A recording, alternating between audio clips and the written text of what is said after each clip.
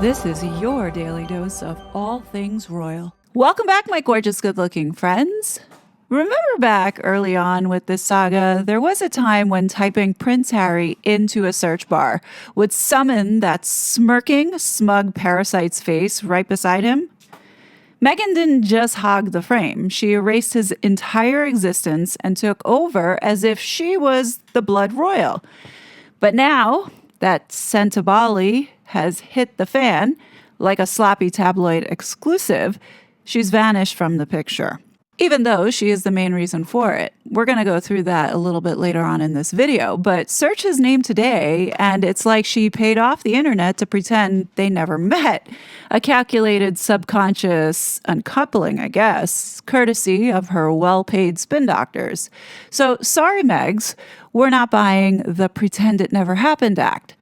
This week's distraction tactic, in my opinion, is peak desperation. Meghan's face splashed across the major U.S. tabloids like she's auditioning to become a saint.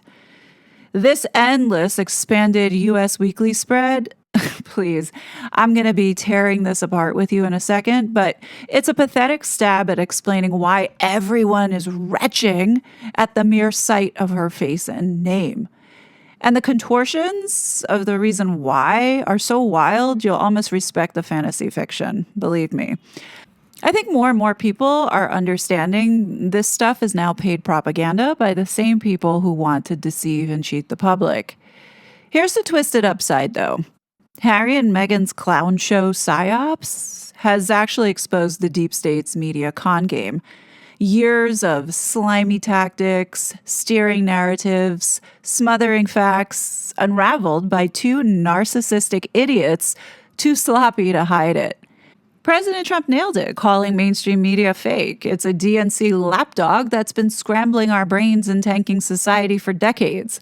Meghan, she's got zero shame for all the damage she's caused because she was paid to play this part.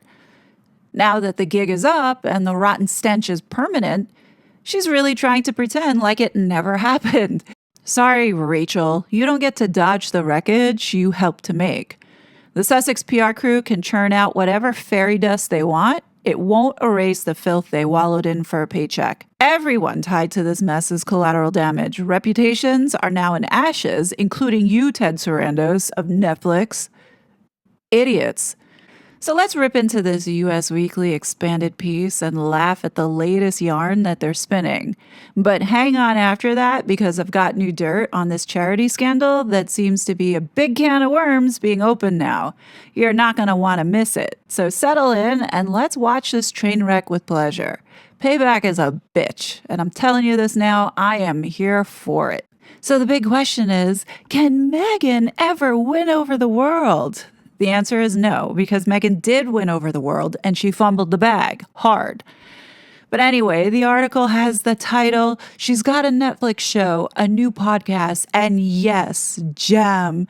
Love her, hate her, Meghan, Duchess of Sussex, isn't going anywhere, and continues to spark a global debate. Now, you know, Meghan came up with this tagline, right?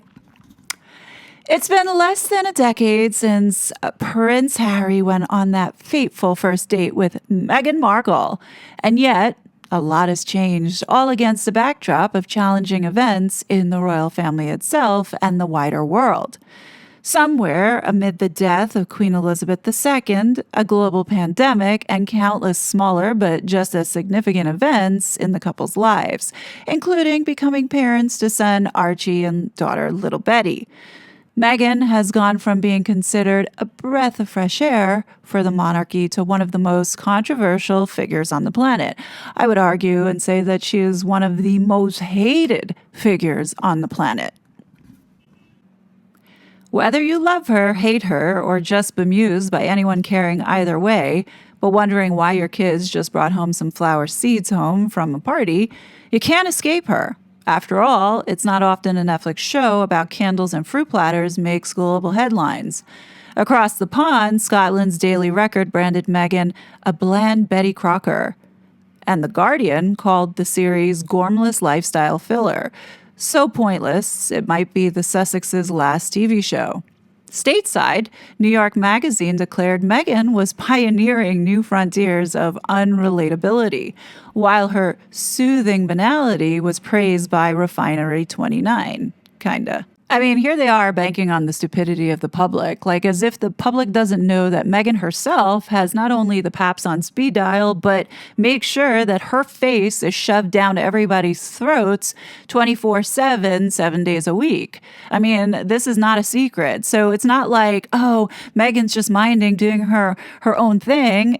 She is purposely causing this. The reason why we can't escape her is because she can't help herself, put herself in these propaganda puff pieces. I mean, it's a known fact. So to come across as if Meghan is so innocent and she's just doing her own thing, but people are just fascinated is bullshit.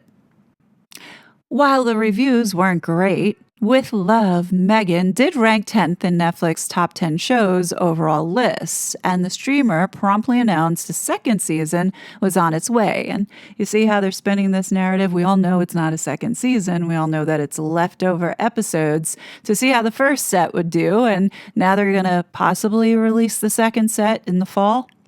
Anyway, it says here that by mid-March, Meghan mania hit a crescendo. After all, one thing's for sure, it's crystallized that her seemingly relentless quest for worldwide domination is part of the problem. And the way she seems to just plow on, regardless of what everyone's saying about her. Above all, there's a sense she's got what she wanted. A picture-perfect life with an actual prince. So why can't she just relax and enjoy it instead of trying so hard? Yet, we're okay with stars like Kim Kardashian and Jennifer Lopez being global brands, taking all our money and dominating the cultural consciousness, often by monetizing their relationships. So why not Meghan? You know, I'm guessing Meghan is the one who wrote that paragraph because this is exactly what she wants. She wants to be Kim Kardashian. She wants to be able to send out a post and it make millions of dollars for her.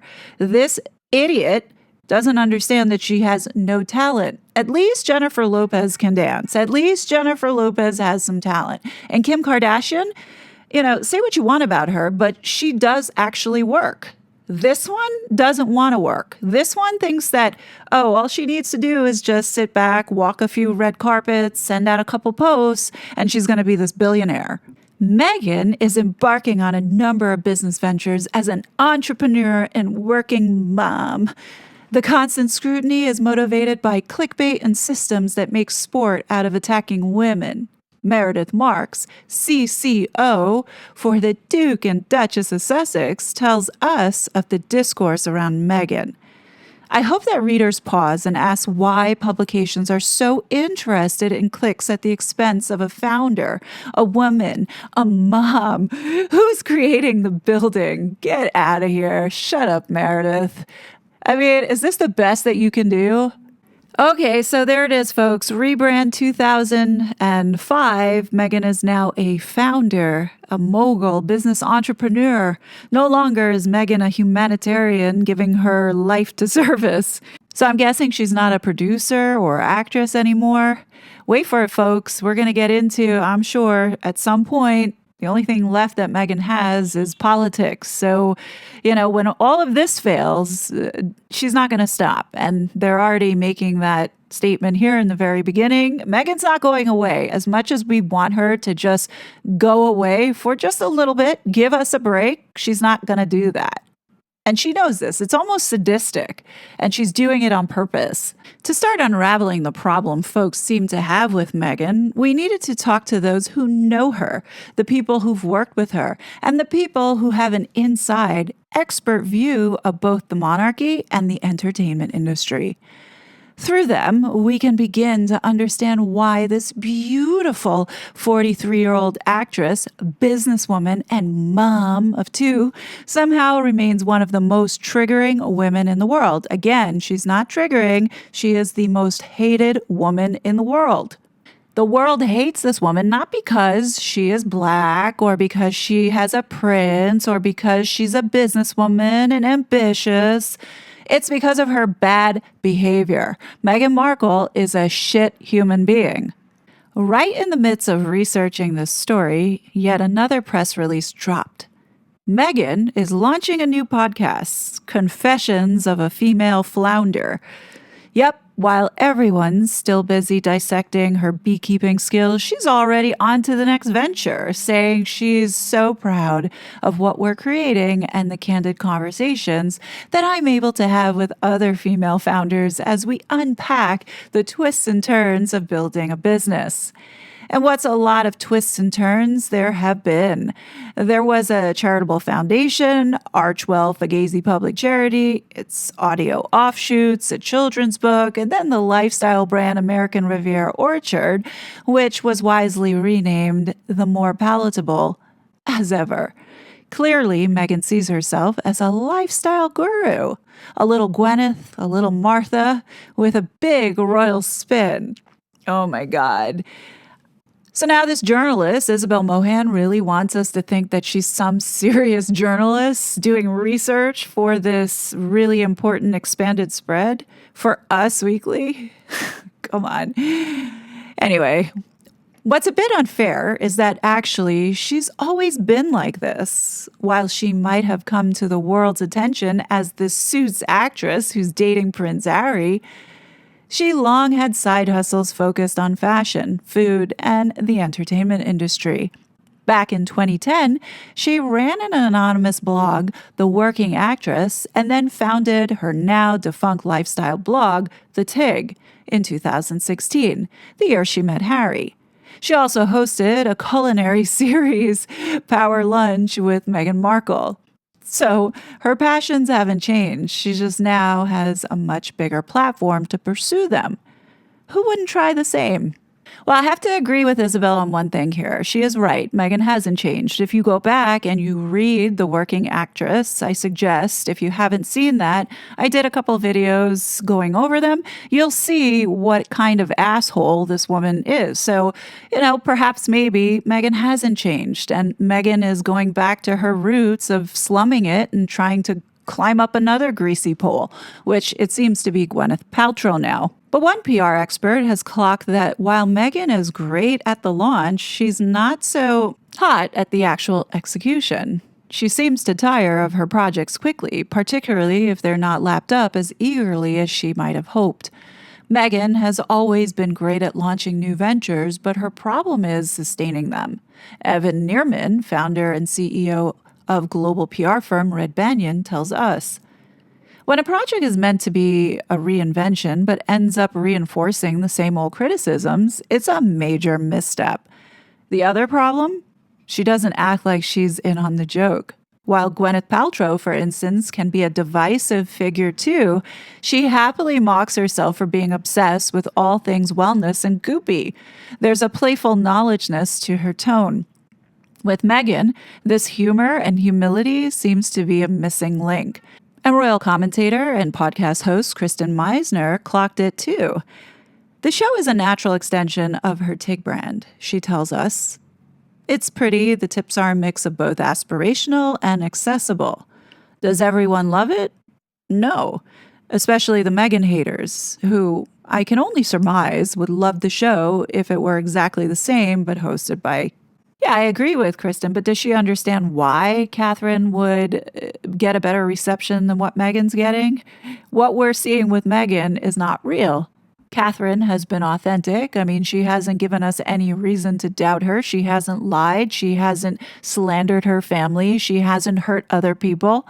So all of a sudden, this persona that Meghan has taken on as some Betty Crocker or attempting to be some Walmart version of Betty Crocker is not working. Anyhow, continuing on. There was so much pressure on Harry, 40, to marry the perfect woman that it often seemed like he could remain a bachelor forever. When he and Meghan got together in 2016, they were both in their 30s and she was divorced. Her marriage to producer Trevor Engelson ended in 2014. I'm going to say this right now, that marriage was fake. And anyway, this made her very different from the women, in fact, girls, the public had become accustomed to joining the royal family. Elizabeth Holmes, New York Times bestselling author of HRH, So Many Thoughts on Royal Style, and writer of the So Many Thoughts newsletter, believes this is key. Catherine and Diana had not lived an independent life. Diana was 19. Catherine was in college. They were not fully formed humans. Meghan, on the other hand, by the time she met Harry, had done a lot. Gone to an impressive college, Northwestern, carved out a career for herself, had been hustling in different ways. She knew what it was like to live and earn a living all on your own.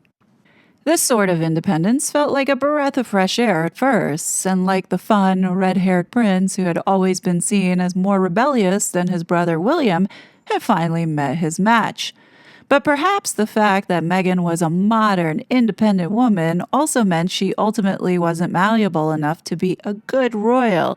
Christopher Anderson, author of best-selling books Brothers and Wives and the King, agrees, telling us, if Meghan could have learned to stick it out in the UK as a full-time royal, if only for Harry's sake, I think she'd rank today not far below Catherine as one of the world's most admired women.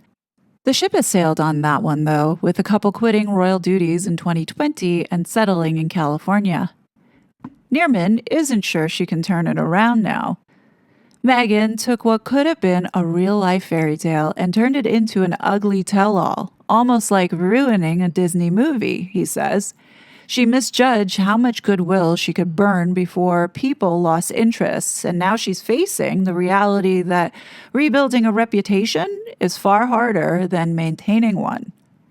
Publicist Jane Owen also believes Meghan might struggle to come back from how ungrateful many people perceive her to be. She made the mistake that has always gone down badly with the general public. She complained about her massive privilege, Owen tells us. Yes, being rich and famous is a burden, but the people struggling to buy eggs don't want to hear about it. She also needs to acknowledge that she now sits in a place of privilege and wealth that is far beyond the target audience she's hoping to reach. Oh, I believe that Meghan is fully aware of her wealth and privilege and purposely rubs it in other people's faces because it gives her pleasure to do that. Anyhow, we can't get through an article without talking about Meghan's race. Anyway, as the daughter of an African-American woman, Doria Ragland, and a Caucasian man, Thomas Markle, Meghan is mixed race. Her unique position in the public eye shines a light on the experience that many people of dual heritage know all too well, where neither black nor white people seem able to relate to her. Unfortunately, some experts believe she hasn't helped matters with how she carries herself. Yeah, and that's because Meghan has no class, no etiquette, and quite frankly, morally corrupt. Even though they want to make it about race, it has nothing to do with it. Award-winning journalist and former Essence editor-in-chief Danielle Katitz spoke to us about how Meghan's race feeds into the world's perception of her. From a black person's perspective, which is really the only one I can speak from, there is a disconnect from her because she doesn't necessarily identify or participate in blackness in a way beyond her feeling a typical appearance would mean that she'd be welcomed, Cadet says. She adds, from the perspective of black people, it's hard to decide whether or not we want to defend her in any way because it's like, do you even really identify with us? Still, Cadet believes that if Meghan was actually white, nobody would have such an issue with her success and her constant quest for more. You can't swing a dead cat without hitting an unrelatable white woman, and none of us have that much of an issue with it, she says. What exactly does that mean? To me, that sounds a bit racist, in my opinion. Anyway, it's interesting to me that there's a refusal to acknowledge the role that race plays in our opinion of Meghan. Just a quick side note here. Based off of all the lies that Meghan has told and her past being completely fabricated, who's to say if Meghan's really black? You know what I mean? If she's not acting it or people don't see her as it, perhaps maybe she's not really black. Remember, everything that Meghan has done since she came onto the scene was all towards focusing on black people and being divisive and making racism a key topic.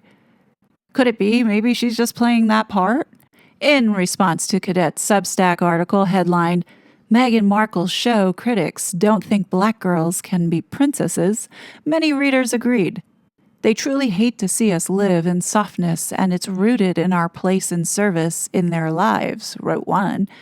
Another added, it's wild to watch folks so irked by her happiness and how she's normalizing black women in the domestic sphere.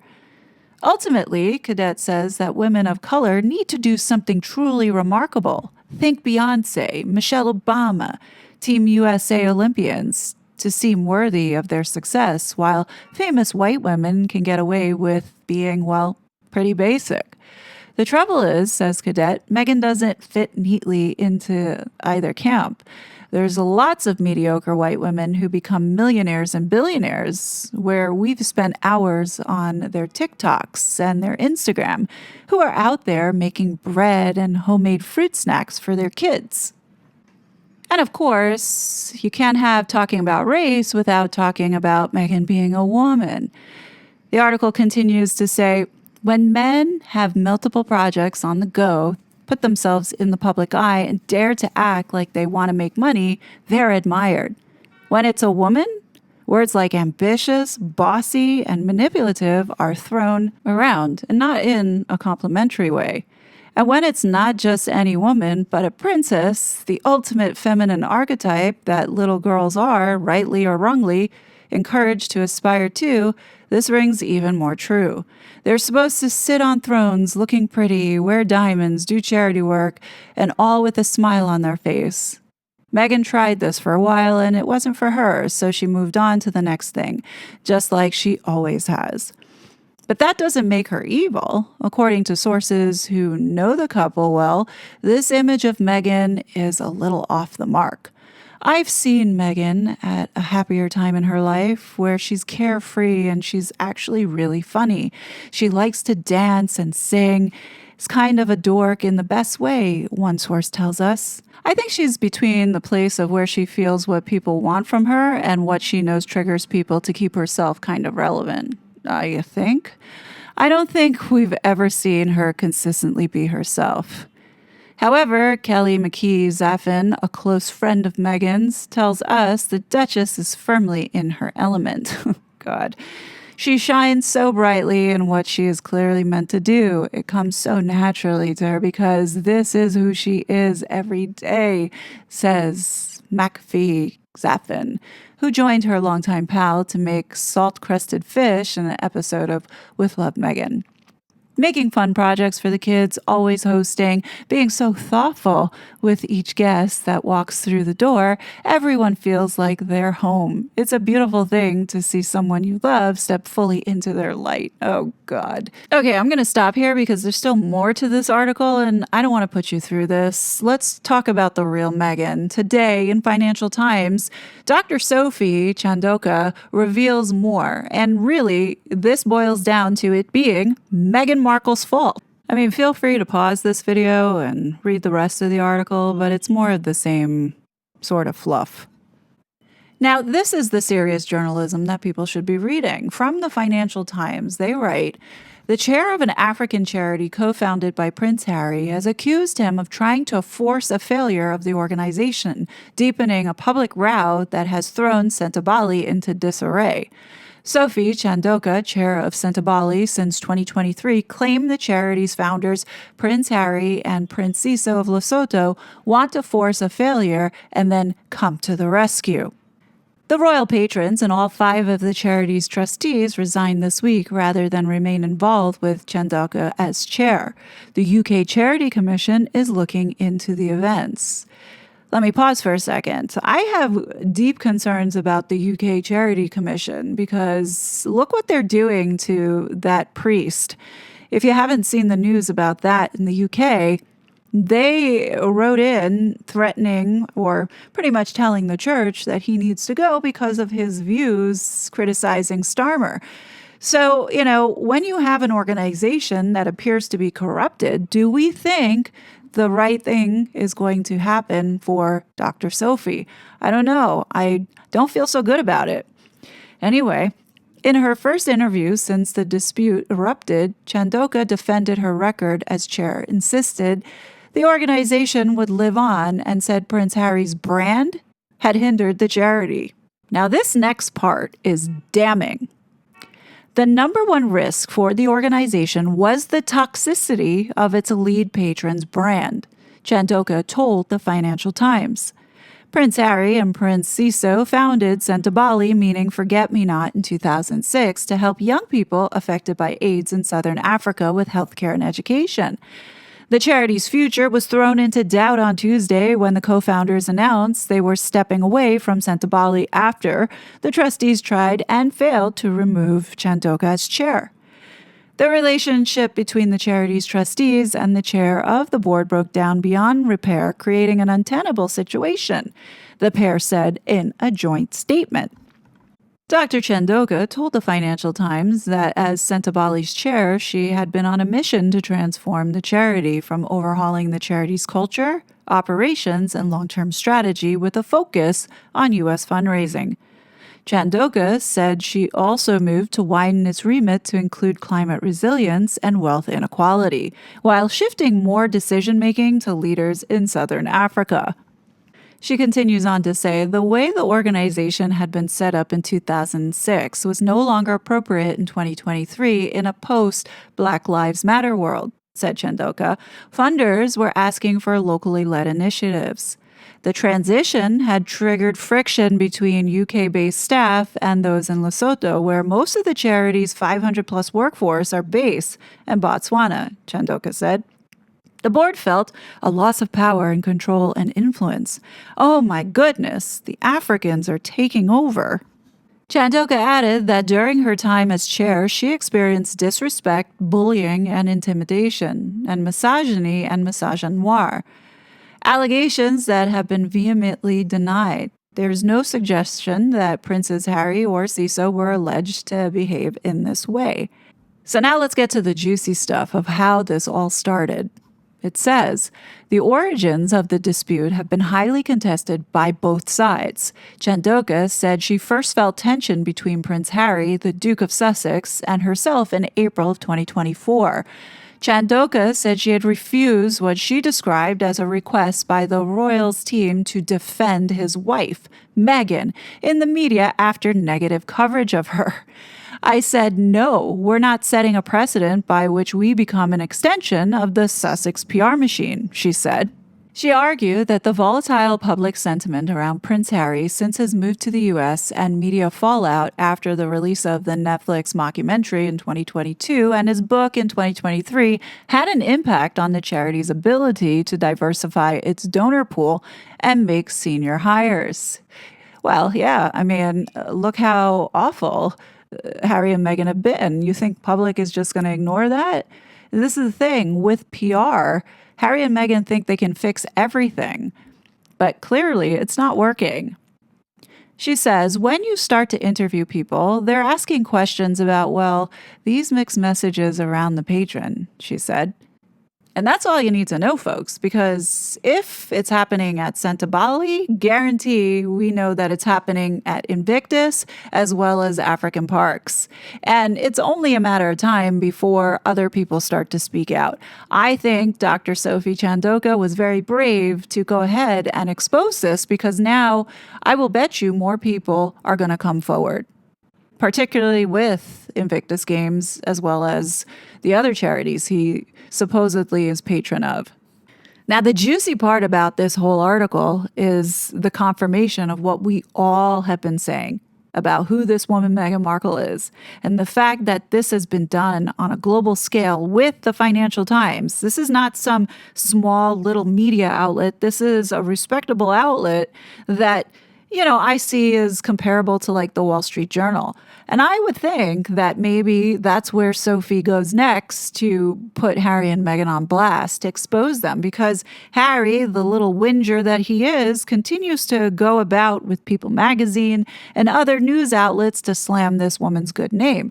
So I'm just going to say kudos to Sophie's crisis management team for one-upping the Sussex PR machine in getting some serious conversation around this, because for the longest time, All we keep seeing is this propaganda that the Harkles themselves put out. Just like what we saw with this Us Weekly garbage that has put out this week to keep all of us distracted and busy. Now, I have always said the only way to stop this noise pollution and harassment from this couple is if the funds dry out. And it does sound like we're on that path, especially now with the government funds closing off.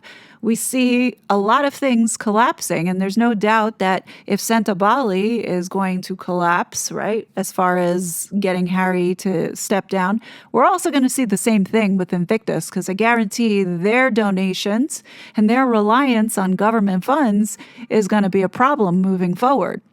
Now, the final thing that I want to show you here is the reason why the United States did not win the bid for the Invictus Games in 2027. And the reason why is not because they didn't feel that we were not capable, but it's because of, you guessed it, funding. Birmingham had confirmed that they reserved and budgeted, I think, a little over 30 million pounds, which would equate to almost $40 million. Here in the United States, we confirmed that we're only going to be giving Invictus Games a little sliver of the Warrior Games budget, which was allocated at $49 million, with Invictus getting only like $3 million. So there was no way that Harry would have been able to choose the United States. I believe that he announced the United States being a top contender to force the hand of the U.S. to give more money, but that didn't work. So yeah, they had to go with Birmingham because it was all about the funding. It had nothing to do with its capabilities or anything like that. Had the United States been able to give $49 million to Invictus, you can bet that we would have won that bid. So here we are. Now, I'm going to leave you with this last little nugget to chew on. Perhaps maybe you can shed some light on why the United States taxpayer had funded and paid for Invictus Games T-shirts and teamwear for the Colombian Narcotics Police Team. Yeah, I mean, you're probably thinking the same thing, but if that be the case, and this is what's going on and what Invictus Games is really being used for, well, I don't think Sentebale anymore is going to be the big scandal. You know what I'm saying? And it's not just this one off. There are quite a few of these that are put in there. And you got to question, why is it that the United States is paying for another country's team shirts and merch? Does that make any kind of sense? And even more suspicious is that it's the Colombian Narcotics Division. I don't know, folks. It seems like the last Hail Mary Harry has is really that IPP status.